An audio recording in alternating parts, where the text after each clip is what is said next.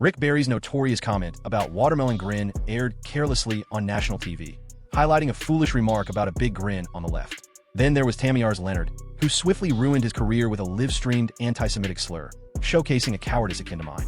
These undeniably rank among the most shocking and racially insensitive incidents involving NBA players. Dennis Rodman, known as the Worm, garnered a reputation for his relentless rebounding and vibrant persona. However, as a rookie with the Detroit Pistons in 1987, Rodman sparked a racial controversy that followed him for years. After Larry Bird torched Detroit with 37 points in a Game 7 playoff victory, Rodman expressed frustration, labeling Bird as overrated and claiming he received attention solely because of his race. Rodman insisted, "Larry Bird is overrated in many respects. I don't believe he's the best player. He's significantly overrated." He reiterated that Bird obtained excessive publicity due to his whiteness. His teammate, Isiah Thomas, added more fuel, stating, "If it was a black player, he'd be just another basketball player." The comments triggered media uproar, casting the narrative as reverse racism, compelling the NBA to intervene. Bird maintained his composure, choosing not to escalate the situation, but many noted he channeled it into motivation to excel against the Pistons in future games. Under pressure, Rodman eventually retracted his statements, expressing remorse and claiming, "I'm not a racist." Yet, this wouldn't be the last time Rodman faced backlash for his words. In 1997, with the Chicago Bulls, he was hit with a $50,000 fine, then the highest in NBA history, for referring to Utah Jazz fans as Mormons during the finals. More recently, in 2024, he ignited controversy once more with a joke deemed a racist slur against Indians in a live stream. To summarize, Rodman's comments reflected his broader persona as a provocateur who thrived on creating controversy. However, for many, his words crossed the line, revealing an unsettling tendency to exploit race and religion for humor, despite his vocal stance against prejudice in his own life. His controversies underscored how words can ignite national outrage. Next is the case of 2001, where a rising player known for his flashy talent blurred the lines of sportsmanship and racially charged comments toward the fan, Jason Williams. Williams captivated NBA fans with his behind-the-back passes, no-look assists, and audacious style, earning him the moniker White Chocolate. Yet in 2001, his reputation took a severe blow after he launched a racially charged tirade against an Asian-American fan at a Sacramento Kings game. While seated on the bench, he reacted to heckling from fan Michael Ching with the inappropriate question, "Do you remember the Vietnam War? I'll take y'all down swiftly," accompanied by anti-Asian slurs. This exchange left bystanders shocked and was widely covered in the media. The league penalized Williams, who later apologized publicly and acknowledged a lapse in maturity and judgment. This incident sparked deeper discussions surrounding the nickname Williams carried. Some critics believe White Chocolate fetishized his unique playstyle as a white athlete exhibiting traits many associate with black culture. Supporters argued it was simply a playful compliment to his flashy skills. Yet, post-incident, this nickname faced intensified scrutiny, suggesting it revealed complex racial dynamics tied to his persona. Unlike others on this list, Williams' outburst was relatively isolated, lacking a pattern of racial incidents. Over time, his apology was largely accepted. However, for Asian American fans, his comments stung, especially in a league with a history of anti-Asian remarks. His narrative illustrates how a single event can tarnish a reputation built on talent and charm. What makes his episode memorable in NBA history is how swiftly competitive emotions can devolve into racially insensitive remarks, leaving wounds that outlast the sport. Williams' situation shows how words and anger can define an athlete's identity, leading us to our next example of a player whose singular slip uttered live to an audience transformed his career overnight. Meyers Leonard. Meyers Leonard, a journeyman center with the Portland Trail Blazers and Miami Heat, though not a superstar, established himself as a diligent big man. However, in March 2021, a mere moment during a Twitch gaming session sealed his fate. Frustrated while playing Call of Duty, Leonard mistakenly used an anti-Semitic slur, which echoed live to thousands and quickly spread across social media. Headlines erupted categorizing Leonard as a racist, and clips of this incident dominated sports news. Initially, he claimed ignorance, asserting he didn't know the word's meaning. Nevertheless, the repercussions were permanent. The Miami Heat fined him $50,000 and indefinitely suspended him, ending his time with the team. Despite attempts to mend his image by issuing an apology and engaging with rabbis and Jewish cultural events, his career never rejuvenated. Leonard expressed deep regret, stating that admitting his misstep was crucial. His case exemplified how, in a live-streaming era, athletes face constant scrutiny, where a slip of the tongue becomes a globally shared moment. Although Leonard tried to atone and educate himself, he'll forever be remembered as the player whose career unraveled due to a single hateful utterance.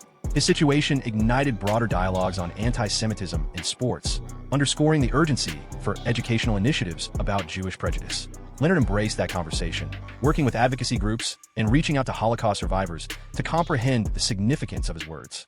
Still, many argue that a moment of anger revealed deeper troubles in his acceptance of acceptable behavior during competition. Post-NBA, Leonard sought redemption through community initiatives and summer league appearances, aiming to be remembered for growth beyond that Twitch episode. Yet the stigma remains. Whenever discussions touch on racism or hate speech in the NBA, his name re-emerges as a cautionary tale of how swiftly a career can collapse. His decline epitomizes the magnified responsibilities fame entails, for the higher the platform, the harder the fall when prejudice rears its head. Leonard's downfall shows that modernity accentuates errors. Now we draw our focus to a seasoned shooter, J.J. Redick, who faced backlash for a holiday greeting that seemed to include a racial slur. J.J. Redick, recognized for his stellar three-point shooting, enjoyed a long NBA tenure with teams like the Orlando Magic, Los Angeles Clippers, and Philadelphia 76ers. Except for 2018, when he featured in an NBA video wishing Chinese fans a happy Lunar New Year, his career remained scandal-free. Upon release, fans swiftly noticed a troubling slip, where Redick appeared to say he wished all the NBA Shank fans a happy new year, with Shank containing a known racial slur.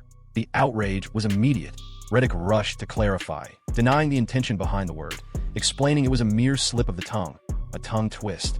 The NBA did not impose any punishment, and some supporters accepted his explanation, but for many, especially among Chinese fans, the incident tainted his image. The environment exacerbated the situation, as the late 2010s through early 2020s witnessed a surge in anti-Asian hate crimes worldwide, particularly during the COVID-19 pandemic. Amidst this atmosphere, even an unintended slip retained significant ramifications. While Redick continued analyzing for media and podcasting, the incident turned into an indelible reminder, revived whenever racism in the NBA is discussed. For Redick, this episode demonstrates how, in the realm of public perception, intention often gives way to interpretation, and even inadvertent language can stain an otherwise commendable career.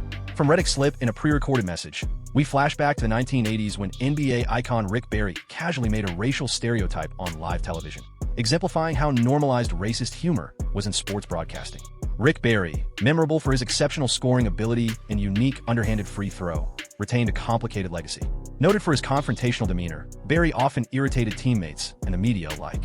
However, his off-court image became marred by careless racial remarks and insensitive humor that drew significant criticism. A notorious incident surfaced while he was broadcasting in the 1980s, where he casually employed a racial stereotype regarding a black player, describing a facial expression as a watermelon grin. This comment incited immediate outrage, as many viewers expressed disapproval of such language being aired. Nationally, without a second thought, networks received angry letters, and media outlets condemned Barry for reinforcing racist tropes. At a time when the NBA sought to present itself as a progressive, multicultural league, Barry later downplayed the uproar, claiming he intended merely to be humorous. Yet for countless fans and players, this incident revealed a troubling insensitivity. Barry's reputation amongst peers included whispers of racial biases. Some teammates described him as abrasive and dismissive, often singling out black players for critique while favoring white ones. While some dismissed this as personality quirks, others perceive his remarks as confirmation of prejudice. Decades later, this incident persists, highlighted for younger audiences as a reflection of how casual racist jokes had permeated sports broadcasting and a lasting impact of those words.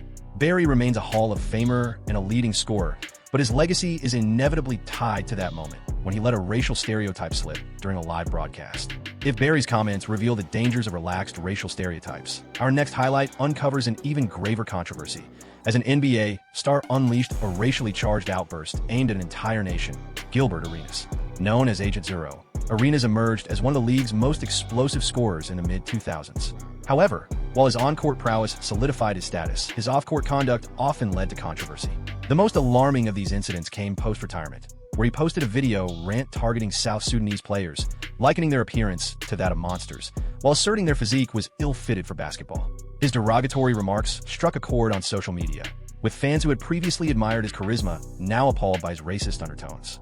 Immediate backlash followed, as many condemned Arenas for derogating an entire ethnic group and perpetuating stereotypical notions about African athletes.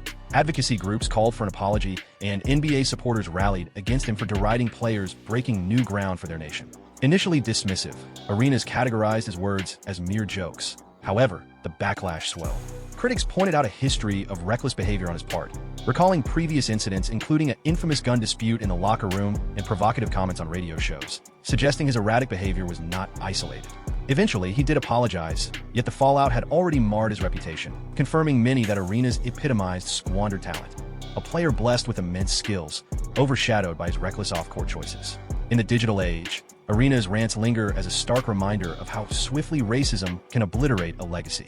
His episode signifies the lasting impact that racist rhetoric can have on one's reputation, amplifying the long-standing discourse on racial sensitivities. Not all issues, however, arise via social media. Some emerge during high-stakes playoff matchups, exemplified by one of the NBA's greatest stars, Shaquille O'Neal. Shaquille O'Neal defined dominance in the NBA, a four-time champion with an outsized personality. Yet alongside his charm, Shaq faced backlash for racially insensitive comments, particularly towards Asian players. In 2003, with Yao Ming joining the league as the first Chinese superstar, Shaq made a statement that immediately drew ire. When asked about facing Yao, Shaquille suggested, "Tell Yao Ming, Qing Chong Yang Hua Aso," perceived as mockingly imitating the Chinese language.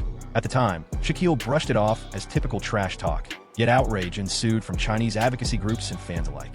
The backlash prompted Shaq to apologize, conceding he crossed the line, later claiming that he and Yao had a friendship and his intentions had been harmless. While Yao downplayed the event, stating he found no offense, millions of fans, particularly in China, felt the consequences of his words. Clips circulated online for years, often used as examples of beloved athletes' propensity for weaponizing stereotypes. This wasn't Shaquille's only problematic episode. In 2014, he posted a mocking photo imitating Jamal Binion, a man suffering from ectodermal dysplasia, a condition affecting facial appearance. Although not racially charged, it reinforced the perception that Shaq used his platform to mock others. Widespread backlash followed, eventually leading to an apology. Shaquille's pattern underscores how humor and fame can slip into insensitivity, demonstrating that even celebrated figures aren't quarantined from critique when racism is involved. Next, we shift to the late 1990s, where another player's racially charged comments toward his own league ignited heated discourse. Larry Johnson. Larry Johnson, a two-time All-Star for the Charlotte Hornets and New York Knicks, renowned for his formidable playing style and notable commercials, became embroiled in controversy in 1999. During the Knicks' finals run, he expressed feelings of being unfairly scrutinized by referees, attributing it to the racial makeup of his team. Johnson described the Knicks as a team of rebellious slaves, asserting that the predominantly white NBA establishment sought to undermine them. His statements caused a firestorm, drawing immediate backlash as critics accused him of trivializing slavery by likening millionaire athletes to enslaved individuals. Columnists condemned his remarks as racially divisive, and NBA officials expressed their discontent privately. Johnson, however, stood firm, reiterating he wished to highlight a power imbalance between primarily black players and largely white ownership. Supporters contended he raised crucial issues regarding systemic injustices within the league. Unfortunately, what should have been celebratory moments during the Knicks' playoff run pivoted into a focus on his racial comments. Even teammates expressed discomfort. Johnson later sought to clarify his statements, but by then, the damage was irreversible. Over the years, Johnson's remarks have been revisited through the lens of broader discussions around race and labor within sports. Some view him as a progressive for addressing systemic disparities, while others criticize his language as reckless. Regardless, the incident represents a significant juncture for race and economics in the NBA. Johnson's comments thrust racial discourse into the forefront of NBA labor discussions. Decades earlier, racial tensions impacted the careers and lives of players in subtler ways, as two legends from the St. Louis Hawks drew attention for allegedly orchestrating a black teammate's exclusion from the league. Let's start with Bob Pettit, the NBA's inaugural MVP and an early superstar. Competing for the St. Louis Hawks during the 1950s and 60s, Bob was hailed as a model athlete. However, beneath accolades lurks a troubling history where he was accused of conspiring against black teammate Cleo Hill. After selecting Hill, a talented scorer from Winston-Salem State, the first ever first-round pick from a historically black college, the Hawks faced an alleged revolt from Pettit and fellow stars. Upon the rookie's impressive debut, it's alleged that Pettit and teammates felt threatened, approaching management to demand Hill shoot less. Following coach Paul Seymour's refusal to restrict Hill, management opted to fire him, leading to Hill's minutes being diminished and subsequent removal from the league just a year later. Historians highlight this incident as a striking act of racial discrimination, suggesting Pettit played a complicit role in the blackballing. He later claimed the conflict was about Hill's play style. Yet, the optics, three white stars pressuring management to sideline a promising black rookie, spoke volumes within the racially charged South of the 1960s. Hill expressed profound disappointment, feeling he was robbed of an opportunity. This incident starkly illustrates racism in the NBA, extending beyond slurs or overt remarks, often involving gatekeeping and control. Pettit's pristine reputation now bears a tarnish stemming from his alleged actions against a trailblazing athlete, while for Hill, the cost was his professional career. Similarly, Pettit wasn't alone. Cliff Hagan was equally implicated. Hagan, a Hall of Famer and five-time All-Star, played a crucial role in sidelining Cleo Hill. Reports indicated that Hagan joined Pettit in pressuring management to restrict minutes for the promising rookie, citing concerns about Hill's shots being excessive for a new player. Following Coach Seymour's refusal, management opted to choose the veterans over him, resulting in Hill's dramatic reduction in playtime and ultimately his departure from the league. Historians remember Hagan's involvement in this controversy as one of the league's stark instances of racial exclusion, yet he too never publicly acknowledged any wrongdoing. He asserted that Hill simply didn't fit the Hawk strategy. However, Hill's standout performance in college and his early flashes of brilliance suggested the contrary. Many feel that the reasoning of Hill's inadequacy does not stand when contextualized alongside three white stars reinforcing their positions. Though Hagan's on-court achievements are celebrated, he remains tied to the Hill controversy. Hagan's story serves as a compelling reminder of how racism subtly operates within both locker rooms and upper management, whispering demands that dramatically alter careers. All three Hawks' legacies bear the shadow of this incident, cast under the burden of race and the systemic challenges that persist in the league. Now, we transition to our next narrative, shedding light on how racism intertwined with the NBA's formative years. Clyde Lovellette. Lovellette established himself as one of the league's earliest stars, winning championships across several franchises. Yet, beneath the accolades lay persistent accusations of racial hostility toward black players. In 1959, as Wilt Chamberlain entered the league, he reportedly faced racial abuse from Lovellette, who allegedly directed the N-word at him during a game. Some accounts document that officials ejected Lovellette, solidifying Chamberlain's disdain for him. Years thereafter, during intense finals, Chamberlain took his vengeance by physically confronting Lovellette on the court. He wasn't the sole player feeling victimized. Lenny Wilkens, another Hall of Famer, echoed these sentiments.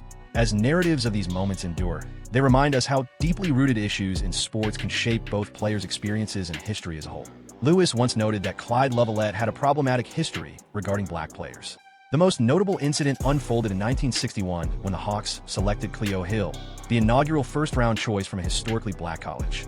Hill's ability was clear, scoring 26 points in his first game. However, sources indicate that his white teammates, Lovellette, Bob Pettit, and Cliff Hagan, perceived him as a menace. They purportedly approached management, insisting he take fewer shots. When coach Paul Seymour declined to bench the newcomer, Hawks ownership opted to fire Seymour. Hill's playing time was diminished, and within a year, he was virtually ostracized from the league.